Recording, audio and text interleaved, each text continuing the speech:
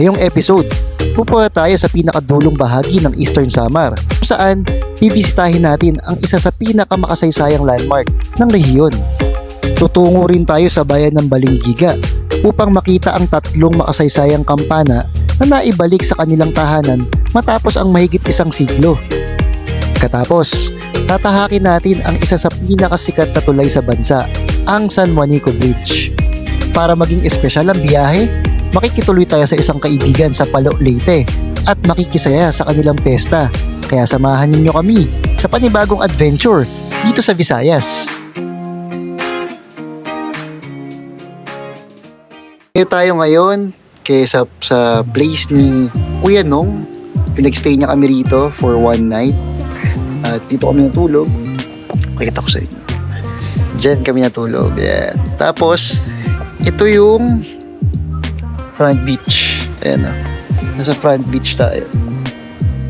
Ayan. Ang ganda rito kaya lang ginagawa yung nila, parang dike something. Parang walkway. So, ayun, dito tayo nagstay for one night. Salamat kay Sir Nong na nag-accommodate po sa atin dito sa Borongan. Sa lalawigan ng Borongan dito sa Eastern Samar. So after po nito, dediretso na po tayo sa Tacloban. Ayan, Tacloban. So pupunta tayo ngayon papakita ko sa inyo kung saan tayo pupunta, kung saan tayo magstay dun. O gulat kayo kung napapanood nyo yung pupuntahan namin. For sure, hindi lahat pero marami nakakilala sa pupuntahan namin sa Tacloban. At doon tayo mag-i-stay at mamaya papakita ko po sa inyo. But for now, nag-breakfast lang po kami rito. Pagkatapos po namin ito, diretso na po kami ng Tacloban at may dadaanan pa tayong mga side trip pakita ko po sa inyo yung mga side trip natin. Kahit ako, first time ko pupunta. Pero may isa tayong pupuntahan na nakapunta na ako last time, that was 2022 pa. So, ngayon pupuntahan natin. Pero, this time, video na tayo, may memories na po tayo. Tapos ito rin, na-meet din natin dito si Tito Pax na tiga dito rin. Shoutout Tito Pax dahil dito pa tayo nakita sa property ni Sir Nong. Ayan, nilagay ko po dyan si Tito Pax. Yeah. Morning po ngayon, it's already 7 o'clock in the morning at maya aalis na rin po kami rito. Maraming salamat Sir Nong sa pag-accommodate po sa amin dito sa place nyo. Ang ganda po ng lugar nyo. And sa susunod po ulit, magkita po ulit tayo. Okay?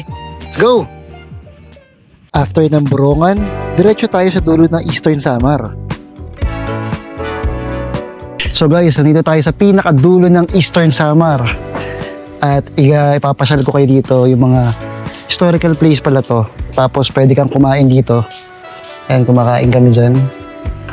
Yung mga available na lamesa dyan. Walang bayad. Walang bayad dyan, no? Yung lamesa? Ito mga to, may mga bayad dyan, tayo wala kami may sarili talaga. Yun. May mga bayad pala yung lamesa rito. Pero kami, since may dala kaming lamesa, wala kaming bayad. So, ikot ko kayo dito, kaya lang kakain muna kami. And lunch na namin ngayon. Ang ulam namin is sardinas. So, kain muna tayo. Dito, dumadaong ang mga hukbong sandataan ng Amerika noong World War II. Dito sila dumadaong. Dito sa pinakadulo ng Eastern Samar. So ngayon, dito tayo ngayon sa Eastern Samar. Napakaganda rito. Kaya lang hindi tayo pumunta rin. Ang init ngayon, sobra. Mainit siya. So hanggang dito lang tayo. Paliparan na lang natin ng drone siya para makita natin. Papakita ko sa inyo dyan. Tapos yun nga, dito nga dumadaong yung mga Amerikano. Yung World War II. So ang ganda rito, ginawa nilang park to. Ito, pakita ko sa inyo. Ayan. Ginawa nilang park yan, pwede kang kumain dyan, pwede kang tumambay. Ang ganda rito, sa Eastern Samar. Nakarating tayo ngayon sa isa sa mga pinaka-importanting makasaysayang lugar sa Giwan, Eastern Samar. Ang marker na ito ay ginugunita ang pagdaan ng ekspedisyon ni Ferdinand Magellan at Juan Sebastian Elcano noong taong 1521. Matapos ang mahabang paglalayag sa karagatang Pasipiko, ang mga isla ng Samar ay ilan sa mga unang lupain ng Pilipinas na kanilang namataan. Dumaan sila sa karagatan ng Suluan at Kalikuan bago tumungo sa Homonhan Island. Ang lugar na ito ay nagsisilbing paalala ng isang mahalagang yugto sa kasaysayan ng ating bansa, kung saan nagsimula ang unang pakikipag-ugnayan ng mga dayuhan sa kapuluan ng Pilipinas. Pagkatapos nga natin sa Giwan, dumiretso naman kami sa bayan ng Balangiga, kung saan pupuntahan natin ang makasaysayang Balangiga Bell. Guys, bago tayo dumiretso sa Tacloban, dumaan tayo rito sa makasaysayang bayan ng Balangiga, na dito nakalagay yung 3 Balangiga bells na binawi natin galing sa Amerika, dahil itong bayan na to, binasakir yung buong bayan na to ng mga Amerikano yung World War II. So bilang trophy nila, kinuha nila yung Balangiga Bell at doon nila dinisplay sa base sa Amerika, which is malaking part ang ginawa ni Duterte, kasi binawi, isa siya sa mga nagsalita siya na parang ibalik nyo sa amin yung Balangiga Bell dun sa speech niya. Kaya ayun, nabalik yung Balangiga Bell dito mismo sa bayan ng Balangiga, which is, kung hindi ako nagkakamali, 2017 ba or mga ganun. Lagay ko dyan yung date kung kailan na ibalik yung Balangiga Bell dito. So ito yung Balangiga Bell.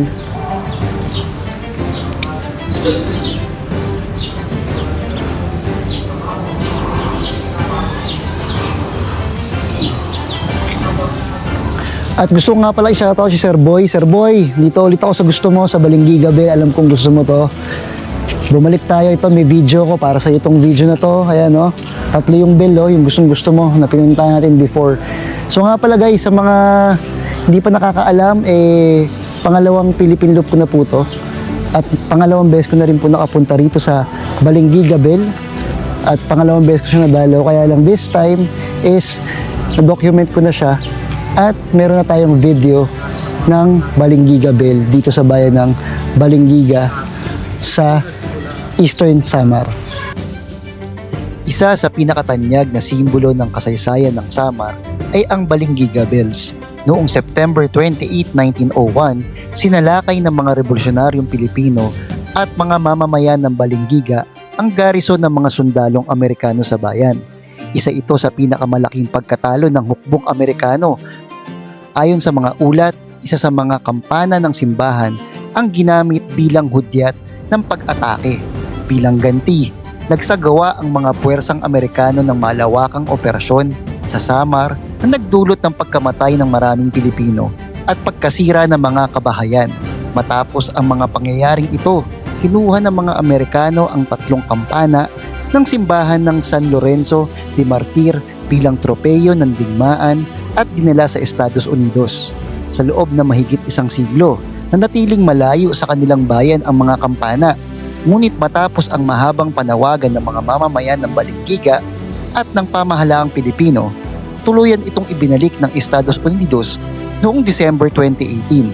Makalipas ang 117 taon, umalingaw-ngaw ang tunog ng Balangiga Bells sa kanilang tahanan sa Eastern Samar.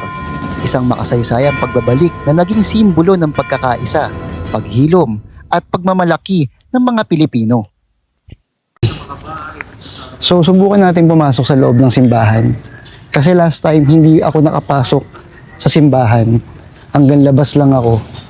Kumbaga more on motor-motor tayo dati. Ngayon papasok tayo sa loob ng simbahan.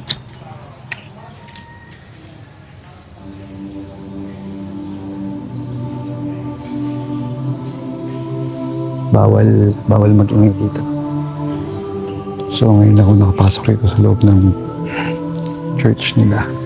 So ang daming rito. Daming mga Santo Niño. Ayan. Ito, pakita ko. Ayan. Narinig niyo ba ako guys? Sorry nga, hindi ako makapagsalita ng malakas dahil nasa loob tayo ng simbahan. Sa loob tayo ng simbahan. So ito yung Balangiga Church. Pagkatapos nga natin bumisita sa makasaysayang bayan ng Balangiga, Nagtuloy-tuloy na tayo patungong Tacloban City. Sa ating paglalakbay, daraan tayo sa isa sa mga pinakasikat na landmark sa Eastern Visayas, ang San Juanico Bridge. Sa haba nitong mahigit 2 kilometro, nagduruktong nito ang isla ng Samar at Leyte habang napapalibutan ng napakagandang tanawin ng dagat. We're all excited, just waiting for the night to come.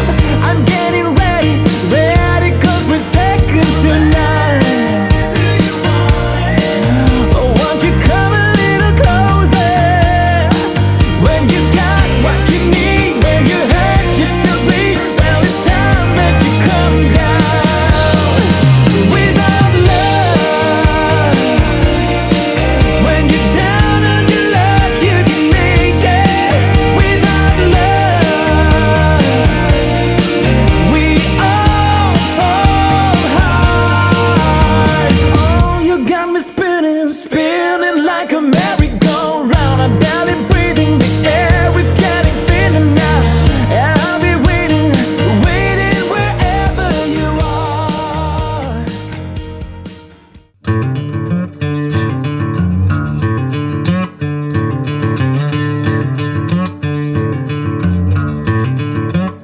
Nandito na nga tayo sa Leyte. Dito kami nakapwesto at ito ang mga setup namin dito. Dito kami kumakain at ito ang Calamansi Farm ni Sir Chef TV. Ngayong araw, may mesta kami lahat dito sa Palo, Leyte.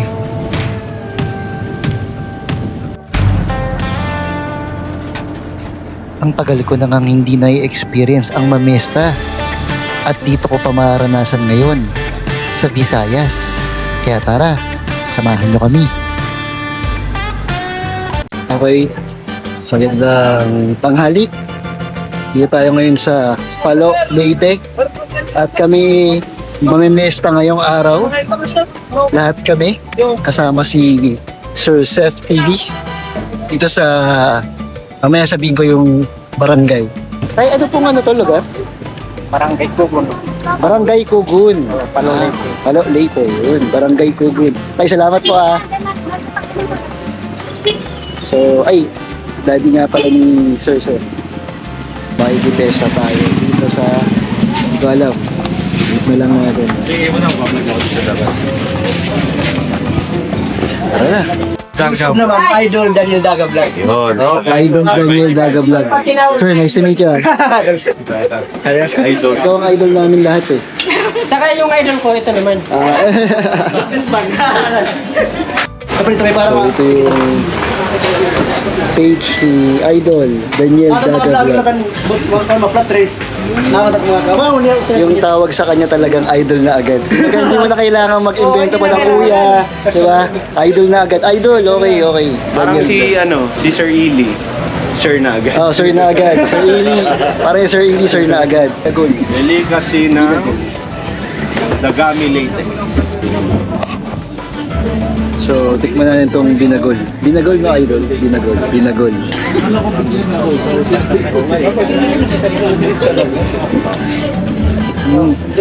Para siyang kakanin na may matamis. Kanin talaga siya. Okay. Kanin pala, sorry pala. Sorry naman. Sa kanin na may parang... Basta may matamis siya. Hindi ko ma-explain. Matamis siya. Sarap eh. Sarap. Delicacy yun dito sa Ako Leyte. Palo pala, Palo Leyte. Buong Leyte. Buong Leyte. Delicacy to sa buong Leyte. Yung kinain natin. Sarap. Ito yung Sir MC. Or Heads photography. photography yan. Isa siyang Philippine looper. Kayo po ma'am. Zina Lee. Lira Lee. Motovlogger. Yan from sama Tacloban. Yan si ma'am. Yan. Photographer kami Photographer, ng photographer. Cloud Race, Motocross. Ayan. Ay, Tia Bad! Ito, vlogger din, vlogger. Ma'am. Tapos, doon yung Tia Bad. Ano po vlog niya ma'am? Joan Tiabat. Ako yung Ma'am Joan Tiabat. Wow. Ay, yun sir. Salamat. Motovlog. Tex Motovlog sir. Lakwatserong Waray Vlog. Lahat ng mga Philippine Loper na vlogger, enjoy sa Leyte pagdaan nyo sa lugar na. At ingat-ingat kayo ha, pabalik. Binagol, amin din kami. Asa inyo yung binagol? Surot. Marami tayo nag-click na Balagtas TV, Balagtas TV. Hi sir. Balagtas TV. Yo, shoutout! Ay, ako rin. J Bray. Ano pa nga, idol? J Bray from Manila. Yan. Yes.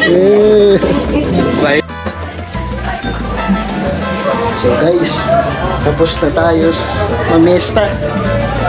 Ang saya dito sa Leyte. Sabi mo sa fiesta rin. Napakasaya. Buhay na buhay ang piyesta dito sa Barangay Gugon, Palo, Leyte.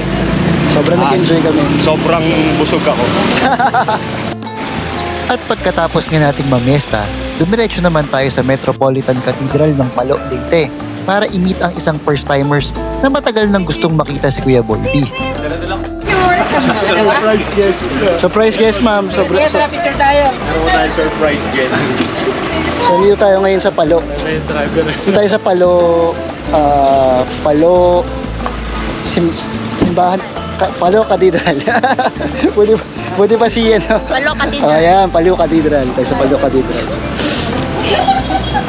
Ano lang tayo, doon na rin sa may meet and greet doon sa... Uy, tara!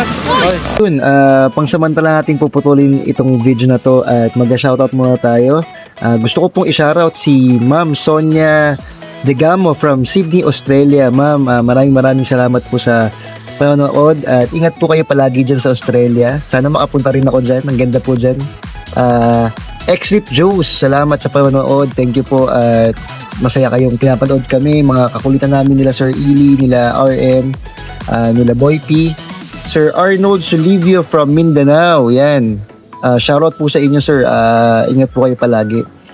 Brother Ian the Aquaman from Batangas. Shoutout sa iyo brother. Kita-kits tayo dyan pagbalik namin lahat ng Luzon. At si Ma'am Vanessa Menil from Davao City. Ma'am, ingat po kayo palagi. Shoutout po sa inyo ma'am. God bless po.